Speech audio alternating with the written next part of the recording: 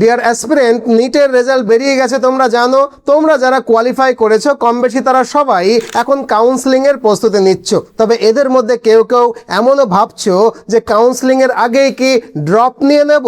হয়তো ভাবছো যে আমার তো সরকারি মেডিকেল কলেজে চান্স পাওয়ার সম্ভাবনা খুবই কম, তাহলে কাউন্সেলিং করে কী লাভ, এখনই ড্রপ নিয়ে আবার নতুন করে প্রস্তুতি শুরু করি। কিন্তু এক মিনিট, এই রকম তাড়াহুড়ো করে নেওয়া ভুল সিদ্ধান্ত কিন্তু তোমার জীবনের একটা পুরো বছরকে নষ্ট করে দিতে পারে। কারণ প্রতি বছর হাজার হাজার ছাত্রছাত্রী শুধুমাত্র ভুল সময়ে ড্রপ নেওয়ার কারণে পরে গিয়ে আফসোস করে। তাই আজকের এই ভিডিওটাতে আমি আমার দীর্ঘ অভিজ্ঞতা আর বিগত বছরগুলোর কাউন্সেলিংয়ের প্যাটার্ন ও তথ্য বিশ্লেষণ করে যুক্তি দিয়ে বুঝতে চেষ্টা করব যে কাদের ড্রপ নেওয়া উচিত, কাদের এখনই ড্রপ নেওয়া উচিত নয়, কাউন্সেলিংয়ের আগে কোন কোন ভুলগুলো একেবারেই করা যাবে না, আর কিভাবে এমন সিদ্ধান্ত নিতে হবে যাতে জীবনের একটা গুরুত্বপূর্ণ বছর নষ্ট না হয়ে যায়। তাই যদি সত্যি ড্রপ নেওয়ার কথা ভেবে থাকো তাহলে এই ভিডিওটা অবশ্যই শেষ পর্যন্ত দেখো। তবে প্রথমেই বলে নিই, আমাদের একটা প্রতিষ্ঠান রয়েছে তোমরা জানো, মিশন এমবিবিএস কলকাতা। আমরা দীর্ঘ 10 বছরের বেশি সময় ধরে বিদেশের ইউনিভার্সিটি থেকে নিট কোয়ালিফাই করা ছেলেমেয়েদেরকে এমবিবিএস পাস করিয়ে আনি। আর এই কারণেই আমার দীর্ঘ অভিজ্ঞতা থেকে আমি জানি যে এমবিবিএসের কাউন্সেলিংয়ের আগে বা পরে নিট অ্যাসপিরেন্টরা কেন ড্রপ নেয়, ড্রপ নিলে কি সুবিধা কি অসুবিধা, অতীতে যারা ড্রপ নিয়েছে পরবর্তীকালে তাদের সাফল্যের হার কতটা। আর এই সব বিষয়ে যেহেতু আমার বিস্তর অভিজ্ঞতা রয়েছে, তাই এবছর তুমি ড্রপ নেবে কি নেবে না সেই সিদ্ধান্ত নেওয়ার আগে আমি বলবো যে আমাদেরকে বিশ্লেষণ করে দেখতে হবে যে এবছরের নিটের রেজাল্ট কেমন ছিল, টপ স্কোর কেমন হয়েছে, ওয়েস্ট বেঙ্গলের গভর্নমেন্ট মেডিকেল কলেজের কাট অফ কেমন যেতে পারে, আর সেই পরিপ্রেক্ষিতে তোমার ড্রপ নেওয়াটা উচিত হবে কিনা। তো চলো প্রথমে পুরো পরিস্থিতিটা পরিষ্কারভাবে বুঝে নেওয়া যাক। Let's start. দেখুন, এবারে নিট ইউজি 2026 পরীক্ষায় প্রায় 22,79,000 পরীক্ষার্থী অংশগ্রহণ করেছিল। এদের মধ্যে 11,21,000 পরীক্ষার্থী অফিসিয়ালি নিট কোয়ালিফাই করেছে, যেখানে সারা দেশে গভর্নমেন্ট এবং প্রাইভেট মিলিয়ে মোট প্রায় 1,36,000 এমবিবিএসের সিট রয়েছে, যার মধ্যে গভর্নমেন্ট মেডিকেল কলেজের সিট মাত্র 63,000-এর মতো। আর যদি পশ্চিমবঙ্গের কথা বলি তাহলে পশ্চিমবঙ্গে এবছর প্রায় 93,381 জন পরীক্ষার্থী নিট দিয়েছিল, যার মধ্যে 52,668 জন অফিসিয়ালি কোয়ালিফাই করেছে। অর্থাৎ এই 52,000-এর কিছু বেশি ছাত্রছাত্রী এবছর কাউন্সেলিংয়ে অংশ নেবে। এখন আজকের দিনে পশ্চিমবঙ্গে 26টি গভর্নমেন্ট মেডিকেল কলেজে মোট 3,826-টির মতো এমবিবিএসের সিট রয়েছে। এর মধ্যে আবার 15% সিট অল ইন্ডিয়া কোটার জন্য আর 85% সিট ওয়েস্ট বেঙ্গল স্টেট কোটার জন্য সংরক্ষিত থাকে। মানে সেই অর্থে এসটি, এসসি, ওবিসি, জেনারেল সব মিলিয়ে আমরা কম বেশি 3,000-এর মতো গভর্নমেন্ট কলেজের এমবিবিএসের সিট পাবো। অতএব কম্পিটিশনটা ভীষণ রকমের টাফ, নিশ্চয়ই এটা অনুভব করতে পাচ্ছেন।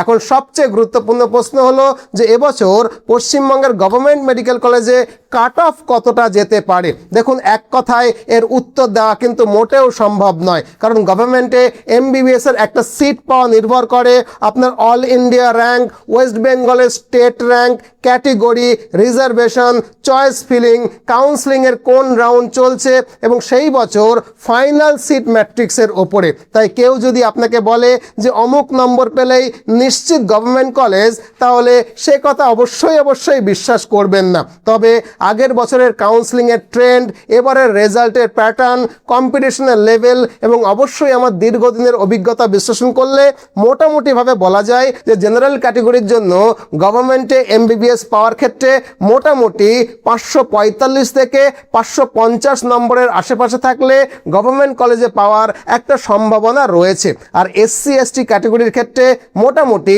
480 থেকে 490 নম্বরের আশেপাশে থাকলে গভর্নমেন্টে এমবিবিএসের সিট পাওয়া যেতে পারে। তবে আবারও বলছি, এগুলো ফাইনাল কাট আপ নয়, প্রতি বছরই কাট আপ পরিবর্তিত হয়। তাই এই নম্বর শুনে কেউ অতিরিক্ত আশাবাদী হবেন না, আবার কেউ হতাশও হবেন না, কারণ কাউন্সেলিং শুরু হওয়ার আগে এটা বলা সম্ভব নয় যে শেষ রাউন্ড পর্যন্ত কি পরিস্থিতি তৈরি হবে। কারণ দীর্ঘ অভিজ্ঞতায় আমি দেখেছি প্রতি বছর এমন অনেক ছাত্রছাত্রী থাকে যারা প্রথমে কোনো সিট তো পায় না, কিন্তু পরের রাউন্ডে যখন সিট আপগ্রেডেড হয়, আবার কেউ প্রাইভেট সিট ছেড়ে দেয়, আবার কেউ অল ইন্ডিয়া কোটা থেকে স্টেট কোটাতে চলে আসে, কেউ অন্য রাজ্যে ভর্তি হয়, কেউ বিদেশে এমবিবিএস করতে চলে যায়। ফলে পরের রাউন্ডে নতুন নতুন সিট খালি হয়। তাই শুধুমাত্র নিজের নম্বর দেখে কাউন্সেলিং শুরু হওয়ার আগেই ড্রপ নেওয়ার সিদ্ধান্ত কিন্তু কখনোই নেওয়া উচিত নয়।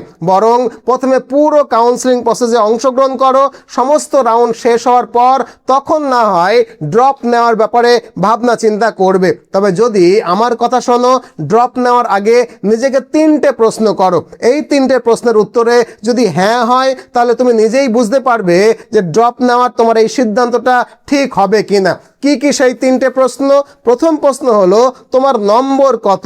তোমার নম্বর যদি গভর্নমেন্ট এমবিবিএস এর সম্ভাব্য কাটঅফের খুব কাছাকাছি হয়, তাহলে বুঝতে হবে সারা বছর তোমার প্রস্তুতি ভালোই ছিল। হয়তো পরীক্ষার দিন কয়েকটা ছোটোখাটো ভুলের কারণে 20-30 নম্বর কম এসেছে, সেক্ষেত্রে ড্রপ নিয়ে উন্নতি করার সম্ভাবনা কিন্তু তোমার রয়েছে। কিন্তু যদি তুমি দেখো তোমার নম্বর কাটঅফের ধারে কাছেও নেই, তাহলে তোমাকে কিন্তু একেবারে শুরু থেকে শুরু করতে হবে, যেটা খুবই মুশকিল একটা কাজ। সেক্ষেত্রে ড্রপ নেবে কিনা সে বিষয়ে কিন্তু ভালো করে একটু ভেবে দেখো। দ্বিতীয় প্রশ্ন হলো, তুমি কি সত্যিই আগের চেয়ে বেশি পরিশ্রম করতে প্রস্তুত? কারণ অনেকেই ভাবে আর 1 বছর সময় পেলে হয়তো নম্বর বেড়ে যাবে, কিন্তু বাস্তবটা সেরকম সিম্পল নয় কিন্তু। তাই নিজেকে জিজ্ঞেস করো, আগের বার তোমার সবচেয়ে বড় ভুল কোথায় হয়েছিল? কোন সাবজেক্টে তুমি সবচেয়ে বেশি দুর্বল ছিলে? টাইম ম্যানেজমেন্টটা ঠিকঠাক হয়েছিল কিনা? তুমি কি যথেষ্ট মক টেস্ট দিয়েছিলে? ঠিকঠাক রিভিশন করতে পেরেছিলে? মানে রিভিশন করার সময় পেয়েছিলে? যদি তোমার কাছে এই প্রশ্নগুলোর উত্তর থাকে, তাহলে ড্রপ নেওয়াটা ভালো সিদ্ধান্ত হতে পারে। নতুবা ড্রপ নেওয়ার সিদ্ধান্ত থেকে পিছিয়ে আসাটাই কিন্তু ভালো। কারণ আমার দীর্ঘ অভিজ্ঞতা বলছে, ড্রপ নিয়ে পরের বছরে নম্বর বাড়ার থেকে কমে যায় কিন্তু বেশি। তৃতীয় এবং সবচেয়ে গুরুত্বপূর্ণ প্রশ্ন, তুমি মানসিকভাবে কতটা প্রস্তুত? কারণ দ্বিতীয়বার নিটের প্রস্তুতি নেওয়াটা কিন্তু প্রথমবারের চেয়ে অনেক অনেক বেশি কঠিন। আবারও একই সিলেবাস পড়তে হবে, একই কম্পিটিশনের মুখোমুখি হতে হবে এবং পুরো 1 বছর নিজের মোটিভেশনটাকে ধরে রাখতে হবে। এই কাজটা কিন্তু সবাই করতে পারে না। অধিকাংশ ক্ষেত্রে ড্রপ নেওয়ার পর ছাত্রছাত্রীরা আরও বেশি হতাশায় ভোগে। তার উপরে পরিবার, আত্মীয় স্বজনদের এক্সপেকটেশনটা বেড়ে যায়, ফলে পরীক্ষার্থীর ওপরে একটা এক্সট্রা চাপ এসে পড়ে। তাই যদি এই 3টে প্রশ্নের উত্তরে তুমি আত্মবিশ্বাসের সঙ্গে হ্যাঁ বলতে পারো, তাহলে এই ড্রপ নেওয়ার বিষয়টা গুরুত্ব দিয়ে ভাবতে পারো। কিন্তু যদি এক বা একাধিক প্রশ্নের উত্তরে না হয়, তাহলে শুধু আবেগের বশে বা অন্য কাউকে দেখে ড্রপ নেওয়ার সিদ্ধান্ত নিও না। কারণ একটা ভুল সিদ্ধান্ত তোমার একটা পুরো বছরকেই নষ্ট করে দেবে। আর ড্রপ নিলেই যে সব সমস্যার সমাধান হয়ে যাবে, এরকমটাও কিন্তু নয়। মনে রাখতে হবে, প্রতি বছর ছাত্রছাত্রীর সংখ্যা যেভাবে বাড়ছে, তাতে আগামী বছর নিটের কম্পিটিশনটা কিন্তু আরও বেশি বেড়ে যাবে। আবার আগামী বছর গভর্নমেন্টের এমবিবিএস এর কাটঅফও কিন্তু আগের থেকে বেড়ে যেতে পারে।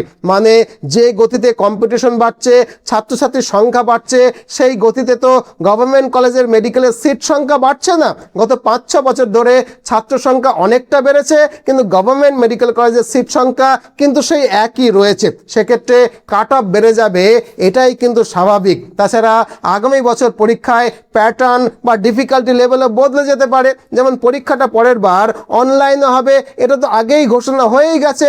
প্যাটার্নও যে পরিবর্তিত হবে না, এটাও কিন্তু জোর দিয়ে বলা যাচ্ছে না। তাছাড়া লাস্ট 5 বছরের প্রশ্নপত্র খেয়াল করলেই বুঝতে পারবে যে বছর বছর এক্সামের ডিফিকাল্টি লেভেলটা কিন্তু ক্রমশ বাড়ছে। আর বারবার যেভাবে কোশ্চেন ফাঁস হচ্ছে, পরের বারও যে পেপার লিক হবে না, এর গ্যারান্টিটা কে দেবে? এবং সবচেয়ে বড় বিষয়, আরও 1 বছর ধরে একই সিলেবাস পড়তে পড়তে অনেকের মধ্যেই কিন্তু মোটিভেশনটা কমে যায়, হতাশা বাড়তে থাকে। অধিকাংশ ছাত্রছাত্রীর ড্রপ ইয়ারে মানসিক চাপ এবং অ্যাংজাইটি কিন্তু অনেকখানি বেড়ে যায়। তার উপরে পরিবার এবং আত্মীয়দের প্রত্যাশার চাপ তো আরও বেড়ে যাবে। সেক্ষেত্রে আগামী বছরও প্রত্যাশা মতো র্যাঙ্ক না এলে আবারও একই পরিস্থিতির মুখোমুখি কিন্তু তোমাকে হতে হবে। আর আমার দীর্ঘ অভিজ্ঞতা থেকে আমি দেখেছি, অধিকাংশ ক্ষেত্রেই ড্রপ নিয়ে নম্বর বাড়ার বদলে নম্বর কিন্তু কমে যায়। তাছাড়া একটা বছর কিন্তু শুধুমাত্র একটা সময় নয়, জীবনের একটা মূল্যবান সুযোগও। তোমার বন্ধুরা যারা এমবিবিএস এর চান্স পেল, তারা অলরেডি অলরেডি এমবিবিএস এর ফার্স্ট ইয়ার পাস করে ফেলবে আর তখনও তুমি নিটের প্রিপারেশন নিতে থাকবে। তাই যদি আমার কথা শোনো, আমি বলবো আবেগে ভেসে ড্রপ না দিয়ে বরং সাধ্যের মধ্যে খরচে বিদেশের কোনো ভালো মেডিকেল ইউনিভার্সিটি থেকে এমবিবিএস পাস করে আসাটা সবচেয়ে বুদ্ধিমানের কাজ হবে। যদিও বিদেশে এমবিবিএসে যাওয়ার কথা শুনলে অনেকেই এই চিন্তায় পড়ে যায় যে সে বুঝি অনেক টাকার খরচ, কিন্তু সত্যি কথা বলতে কি দেশের প্রাইভেট মেডিকেল কলেজে এমবিবিএস পড়তে যা খরচ হয় তার 1/4 টাকায় মানে সাধ্যের মধ্যে খরচে রাশিয়া, জর্জিয়া বা উজবেকিস্তানের মতো দেশগুলো থেকে অনায়াসেই এমবিবিএস পাস করে দেশে ফিরে আসা যায়। তোমরা জানো যে দেশে এমবিবিএস করা বা বিদেশে এমবিবিএস করার মধ্যে এখন তেমন আর কোনো তফাৎ নেই। প্রত্যেককেই এক্সিট পরীক্ষা বা লাইসেন্স পরীক্ষা দিয়ে তারপরেই লাইসেন্স পেতে হয়। সেক্ষেত্রে দেশে এমবিবিএস করা বা বিদেশে এমবিবিএস করার মধ্যে তেমন কোনো পার্থক্যই থাকে না। আবার অন্যদিকে বিদেশের মেডিকেল ইউনিভার্সিটিগুলোর ইনফ্রাস্ট্রাকচার অনেক বেশি ভালো, খরচও সাধ্যের মধ্যে। তাই যদি মনে করো এবছরই এমবিবিএস করবে, তাহলে ড্রপ না করে একটা বছর নষ্ট না করে বিদেশ থেকে এমবিবিএস পাস করে আসাটাই একটা ভালো অপশন হতে পারে। আমাদের একটা প্রতিষ্ঠান রয়েছে, শুরুতেই বলেছি, মিশন এমবিবিএস কলকাতা, যারা দীর্ঘ 10 বছর ধরে সফলভাবে এই ফিল্ডে কাজ করছে। আপনি চাইলে আমাদের প্রতিষ্ঠান মিশন এমবিবিএস কলকাতাকে এই ফোন নম্বরে ফোন করতে পারেন। আমাদের অফিসে ফোন করে অ্যাপয়েন্টমেন্ট বুক করলে আপনাকে একটা ডেট দেওয়া হবে। সেই ডেটে আমাদের কলকাতার অফিসে এলে আপনাকে এবং আপনার অভিভাবককে বিদেশে এমবিবিএস করতে গেলে কি কি করতে হয় তার খুঁটিনাটি বিষয় আমরা জানাবো কোন কোন বিশ্ববিদ্যালয়ে আপনি আবেদন করতে পারেন, তাদের কি কি শর্ত রয়েছে, আপনার জন্য সবচেয়ে ভালো কোনটা হবে, এর সব কিছু। তাছাড়া বিদেশে পড়াশোনা করতে গেলে নর্মালি কি কি অসুবিধা হয় এবং সেই অসুবিধাগুলোকে দূর করতে আমরা আপনাকে কিভাবে সাহায্য করব, এর সবটাই আমরা কিন্তু বলে দেব। এই সাহায্যের মধ্যে থাকবে অ্যাডমিশন, অ্যাকোমোডেশন, ভিসা প্রসেসিং, যদি দরকার হয় ব্যাংক লোন, কারেন্সি এক্সচেঞ্জ, এমনকি মেডিকেল কলেজ পর্যন্ত পৌঁছে দেওয়ার ব্যবস্থা আমরাই করব। এখানেই শেষ নয়, বিদেশের প্রতিটা মেডিকেল কলেজে আমাদের নিজস্ব অফিস রয়েছে। তাই পড়াশোনা চলাকালীন বা হোস্টেলে থাকাকালীন সময়ে যে কোনো সমস্যায় আমরা কিন্তু আপনার পাশে থাকব। এক কথায় বিদেশ থেকে এমবিবিএস করার ক্ষেত্রে যা যা সাপোর্ট লাগে তার সব কিছুই আমরা মানে মিশন এমবিবিএস কলকাতা আপনাকে প্রোভাইড করব। তাই আপনি যদি ফ্রেশার্স হন বা ড্রপার্স হন, তাহলে অনায়াসেই আমাদেরকে এই নাম্বারে ফোন করে বিস্তারিত জানতে পারেন, অথবা আমাদের কলকাতার অফিসে এসেও দেখা করতে পারেন। কলকাতার অফিসে এলে আপনার সঙ্গে আমার দেখা হবে। যাই হোক, এই আলোচনার পরেও যদি আরও কিছু আপনার জানার থাকে তাহলে কমেন্ট বক্সে নিশ্চয়ই জানাবেন। আর কোন বিষয়ে নেক্সট ভিডিও চান সেটাও কমেন্ট বক্সে জানাতে ভুলবেন না। নিশ্চয়ই আমি সেই বিষয়ে ভিডিও বানাবো। ভালো থাকবেন, নতুন ভিডিও নিয়ে আবারও দেখা হবে। আর হ্যাঁ, ভিডিওটাকে একটা লাইক করে দিন, নতুন হলে চ্যানেলটাকে সাবস্ক্রাইব করে নেবেন প্লিজ। আর কলকাতার অফিসে এলে নিশ্চয়ই আপনার সঙ্গে আমার দেখা হবে। ভালো থাকবেন।